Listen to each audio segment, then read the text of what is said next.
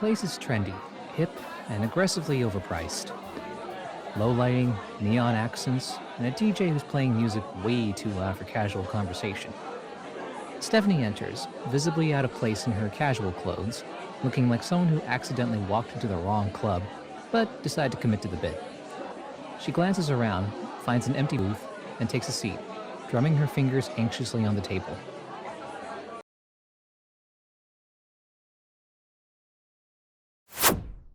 Outside, Diane leans against the window, watching. Jack jogs up, slightly out of breath. Okay, what was so urgent that I had to drop everything and sprint over here? Diane tilts her chin towards the window. Jack follows her gaze and immediately freezes.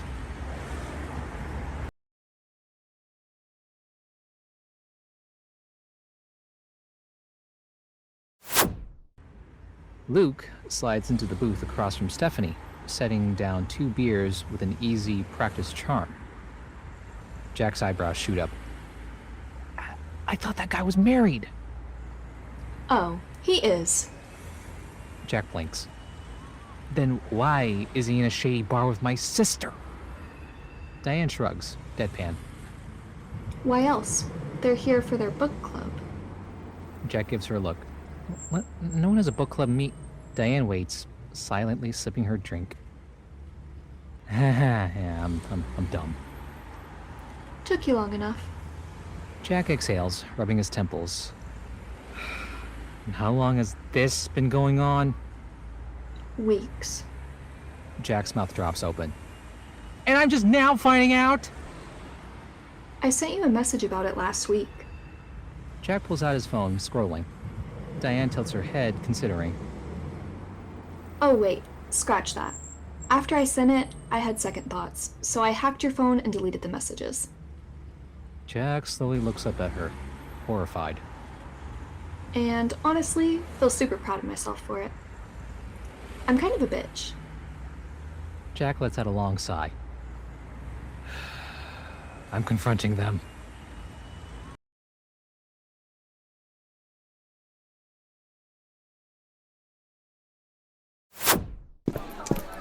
Jack marches towards the door, determined.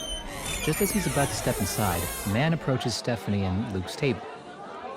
Luke immediately stands, shoulders squared, ready to throw hands. Diane leads in, intrigued. Who's the handsome, chiseled guy? Jack groans. That's Antonio, Stephanie's ex-boyfriend. He's been out of town for a while. And he's back in town too. Before she can finish, Antonio decks Luke, knocking him straight back into the booth. Jack's eyes widen. Well, that escalated. Luke clutches his jaw, blinking. Antonio spins on his heel and storms towards the exit. Stephanie scrambles after him, weaving through the tables. Antonio, come on, it meant nothing.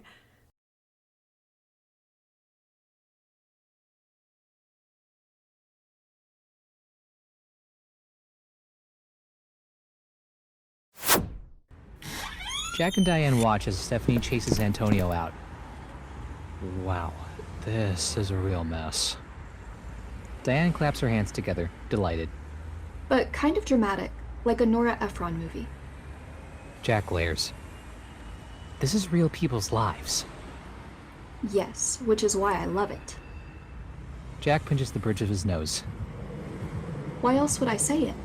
Get with the program, Jack.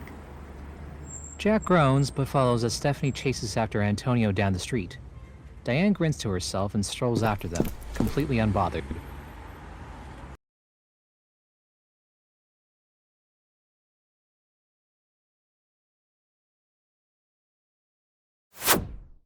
The front door slams shut. Stephanie storms inside, her eyes red and glossy, jaw clenched like she's holding back a hurricane of emotions. Jack, lounging on the couch with a book, slowly lowers it, already sensing trouble. He won't talk to me. Jack shuts his book and stands, stretching before walking over.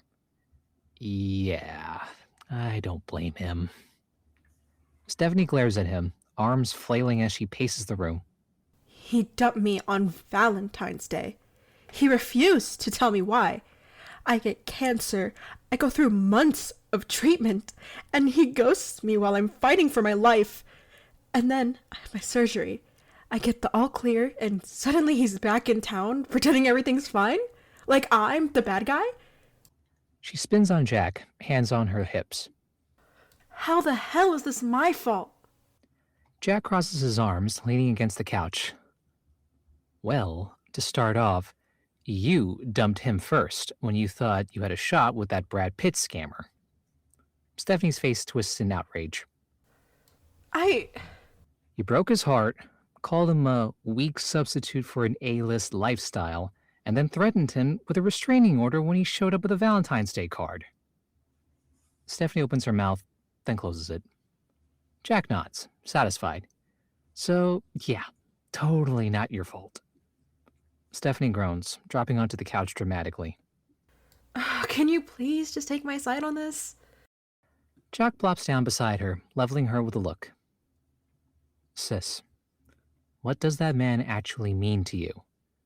Stephanie scoffs, waving a hand dismissively. He's a man I really dig. Jack blinks at her. That's like saying I'm at Walmart and I really like this mustard-colored shirt. It's meaningless. And come on, also, no one says that. Nobody says dig anymore. Okay, fine. Jack leans in, lowering his voice. You know why your relationship was in trouble in the first place. Stephanie shakes her head furiously. No. All you have to do is admit that you love and adore him and that you can't see a future without him. Stephanie fidgets uncomfortably. I can't see it. Jack waits, eyebrow raised. But to love someone, that's not something I'm ready to do. Jack tilts his head, skeptical. Not ready to? Or would you rather eat vomit than ever say that to someone? Stephanie narrows her eyes. Both. Jack throws his hands up. All right, then get ready to live a life without the love of your life. Stephanie stands abruptly, heading for the stairs. If you can do it, then so can I. Jack watches her go, shaking his head. His phone buzzes. Text from Diane. Luke's trying to find the guy who punched him. He wants to press charges. Also, I'm with Antonio. He's heartbroken. What's our move? Jack rubs his temple, exhaling sharply. And he types back. Let's play games, Stephanie. Your movie premieres tonight, right? Know any hot celebrities looking for a date? Diane's reply comes in almost instantly. I might know one or two. Leave it with me. Jack grins, tossing his phone onto the table. Oh, this is going to be fun.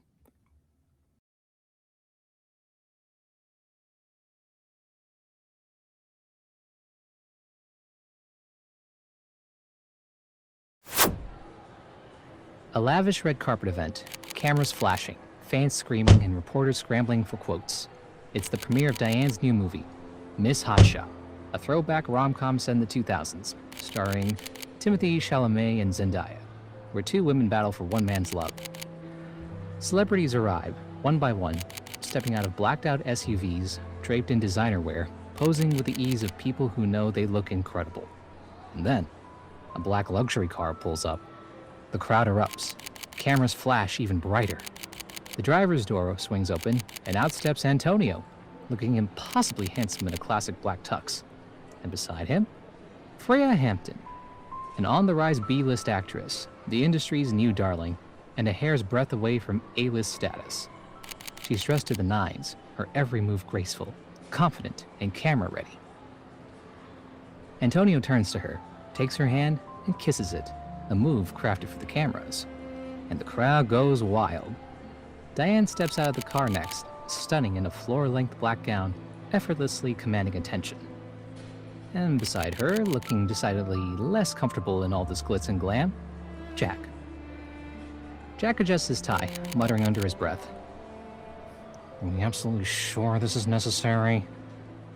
Diane smiles for the cameras, keeping her voice low as she responds. Jack, let me put it this way. This isn't just necessary. This is war. Jack grimaces.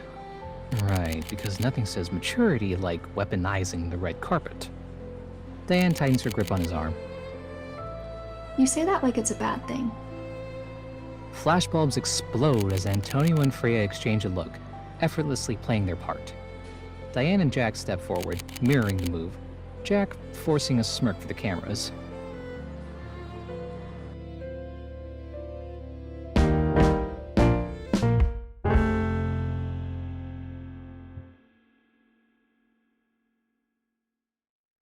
We hope you're loving this episode of Stolen Kiss.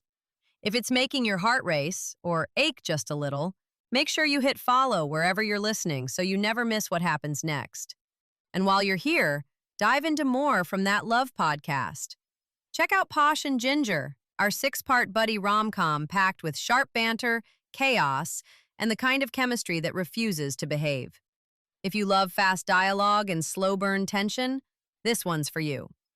Then don't miss The Love Doctor, starring the endlessly charming Emerson Peary, a darkly funny, emotionally messy ride through love, lies, and second chances.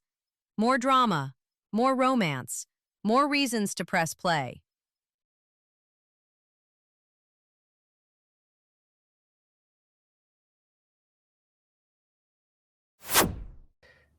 Stephanie sits on the couch, staring at the TV, flipping between rage and nausea as E! News covers the premiere.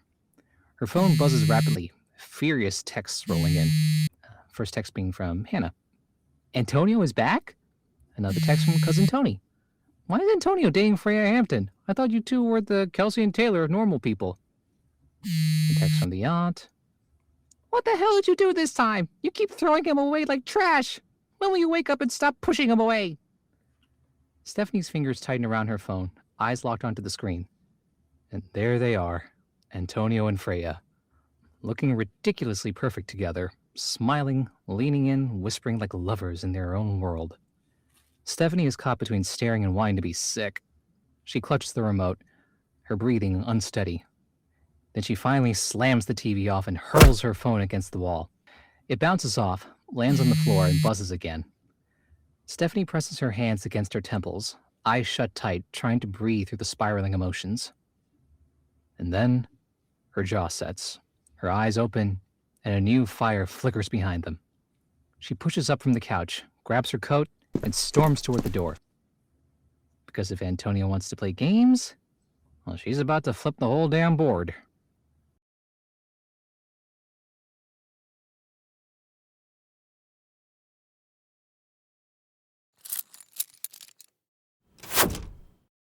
Jack steps inside, followed by Diane and Antonio, all of them tense. Stephanie sits on the couch, arms folded, looking way too calm.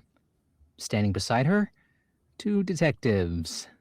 Antonio barely has time to blink before the detectives step forward, pulling out their handcuffs. Antonio Rodriguez, you're under arrest. You have the right to remain silent. Antonio groans, rubbing his temples. Oh, for the love of... Seriously? Jack whirls towards Stephanie, eyes wide. You called the cops on him? Stephanie gasps, clutching her chest dramatically. How dare you accuse me of something so accurate? Antonio shoots her a glare. Unbelievable. Diane crosses her arms, watching the scene unfold like a soap opera. Okay, then why are they here? Or do you have some government-issued microchip in your head, and they just magically figured this all out? Stephanie rolls her eyes. No, he pushed me into this. I've been getting nonstop texts from everyone asking why Antonio is with Freya Hampton, which, by the way, I know is a setup to make me jealous. Jack snorts. Yeah, and it worked. Stephanie huffs, avoiding eye contact. That's not the point. Antonio shakes his head, frustrated. Oh, I'd love to hear what the point actually is. Because right now, the only point I see is me getting shoved into the back of a police car. Jack turns to Stephanie, arms crossed. Okay, so what's the long-term plan here? Stephanie shrugs innocently. Simple. I keep him away from Freya, and then I'll get Luke to drop the charges. Diane bursts out laughing. Right, because you and Luke are so tight.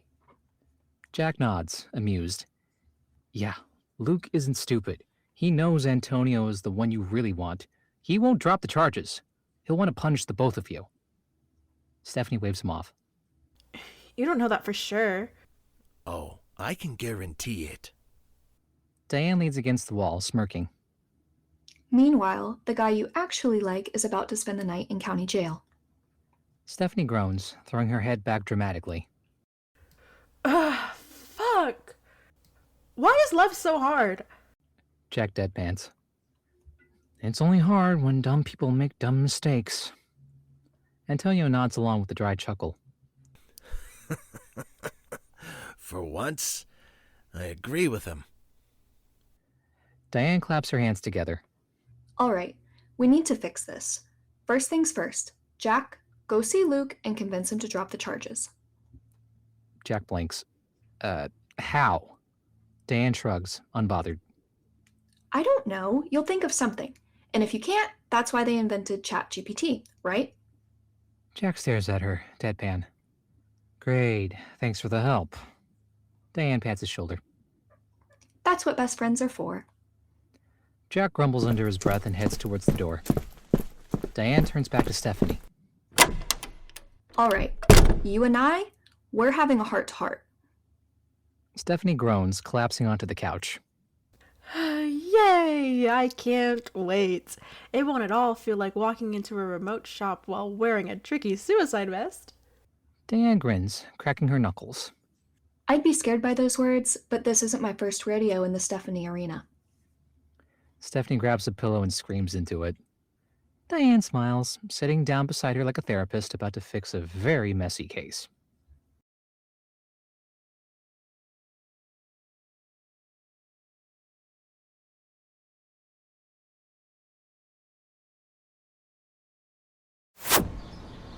A quaint suburban house, perfectly manicured lawn, the kind of place where secrets should not exist, but do. The front door swings open, revealing Samantha. She eyes Jack curiously, one hand resting on her belly. Can I help you?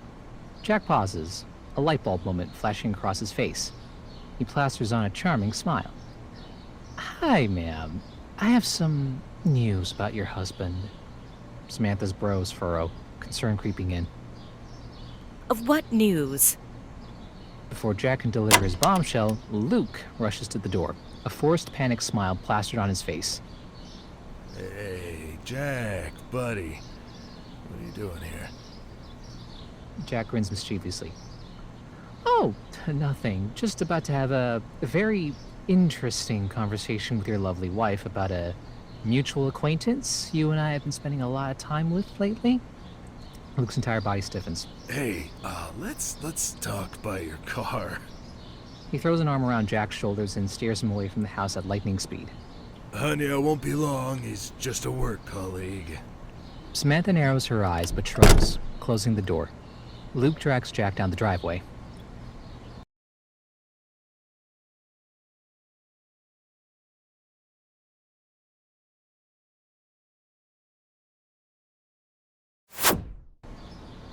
Jack leans against his car, arms crossed.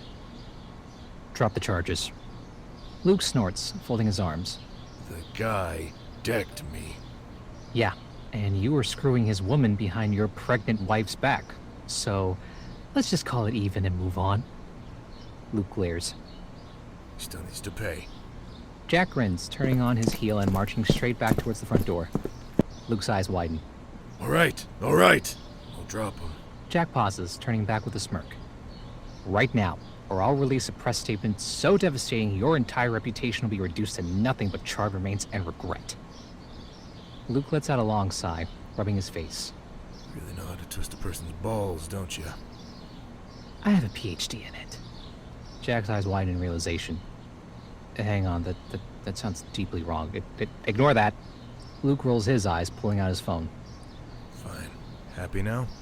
Jack grins, patting Luke's shoulder, like they're old friends. No, but your misfortune helps. Jack whistles happily as he heads to his car, leaving Luke standing in his driveway, glaring at his phone like it personally betrayed him.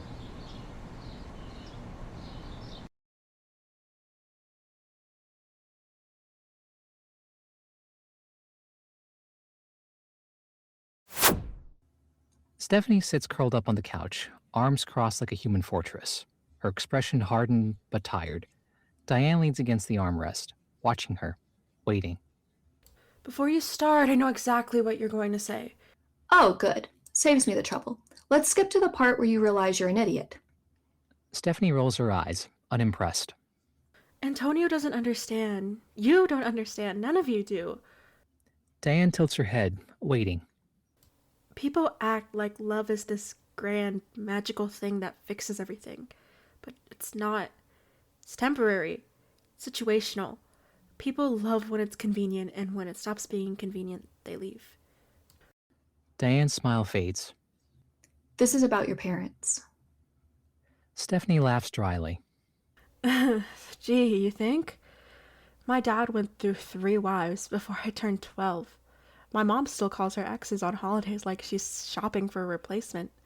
You think that kind of revolving door romance doesn't screw with a kid's head? Diane softens slightly, but stays firm. Stephanie, not all love is like that. Stephanie snorts. Yeah? Name one example of love that actually lasts. Jack and I are still friends. And I seem mentally stable. Both lies. Try again. Diane inhales deeply, resetting. All right. Your brother, he would do anything for you. Stephanie waves her off. That's not the same thing. Love is different when it's romantic. Diane thinks for a second, then brightens. Fine. Antonio. Stephanie's jaw tightens. He stuck around even when you pushed him away. Because he's stupid. Because he loves you. Stephanie shakes her head, arms still tightly crossed. That's his mistake, not mine. Diane groans, standing up. Ugh. Okay, let's fast forward. 10 years from now, you wake up, alone, in a bed meant for 2, and realize you let go of one person who actually fought for you. Stephanie's face flickers a shadow of doubt, quickly smothered. Or, 10 years from now, I wake up alone and unbothered because I never let a man ruin me the way my mom let men ruin her. Diane exhales, pinching the bridge of her nose. I don't have the patience for your therapy-resistant personality right now. Stephanie smirks, but it's hollow. Fine. I'll put it in another way. Diane steps closer, her tone shifting gentler now, and more careful. Stephanie, I know you. You'd rather ruin something first than wait for it to fall apart on its own. Stephanie's breath hitches, but she doesn't break. You don't believe in love because if you admit it's real, then you have to admit that losing it would destroy you. Stephanie goes still. Diane leans in just a little. But here's the thing. You already love Antonio, and if you keep this up, you're not going to avoid the pain. You're just going to choose a different kind of it. A long, heavy silence follows. Stephanie swallows hard, looking away. Diane kneels in front of her, softer now. Look, love isn't perfect. It's not supposed to be. It's messy and terrifying, but so is life.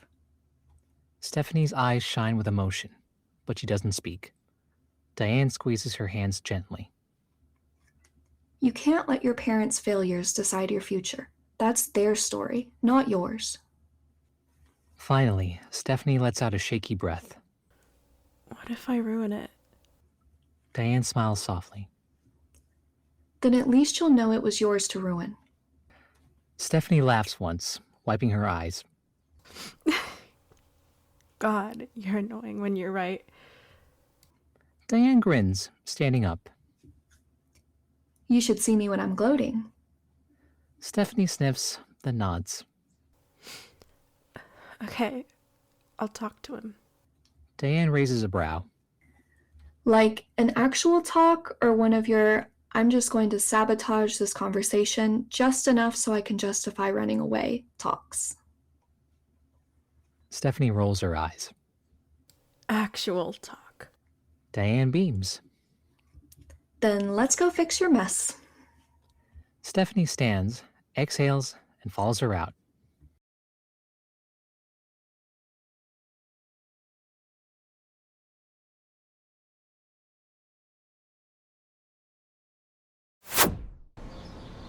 Diane stands near the curb, arms crossed tightly, watching the scene unfold inside Stephanie's car. Through the windshield, Stephanie and Antonio are locked in a deep, desperate kiss. The kind that comes after too much time wasted, too many mistakes made, and too much love still left to give. Diane's jaw tightens, her fingers tapping impatiently against her elbow. A car pulls up beside her, Jack's. He leans over, rolling down the window. "All right, why'd you need a ride?" Diane barely spares him a glance, still staring at the couple in the car. Because mine's occupied. Jack frowns, following her gaze. His eyes widen as he finally registers the heated reunion happening a few feet away. "Wait, they made up?" Diane tilts her head, unimpressed. Not just that. She exhales, watching as Antonio rests his forehead against Stephanie's, murmuring something only meant for her.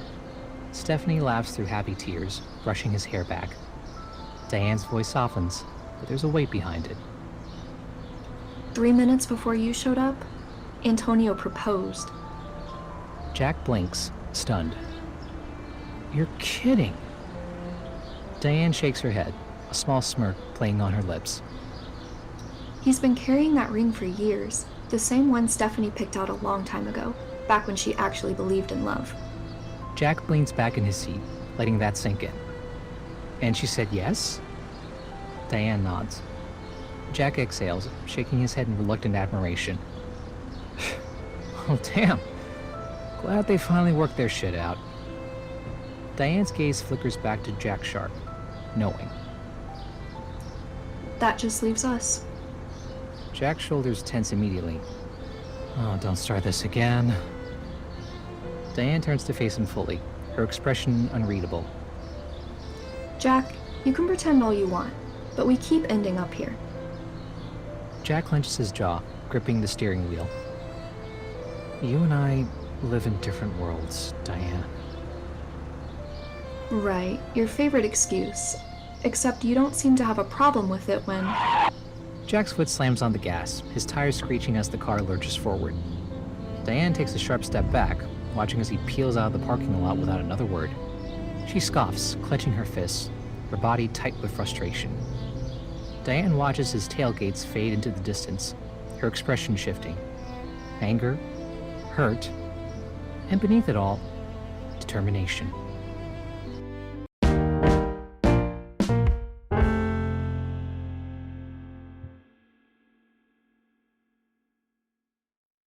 And that's a wrap on this episode of Stolen Kiss. We hope you loved every second. If you did, be sure to follow That Love podcast wherever you listen, so you never miss a moment. This episode featured the voices of Chakri Matayanant, Sierra Haas, Emerson Peary, and Burr Kell. Written, produced, and directed by Joao and Sita. If today's romantic train wreck made you smile, swoon, or gasp, do us a favor and leave a 5-star review. It helps more love-struck listeners discover the show and keeps this story alive and thriving. Until next time, stay kind, stay beautiful, and never forget that you are deeply loved.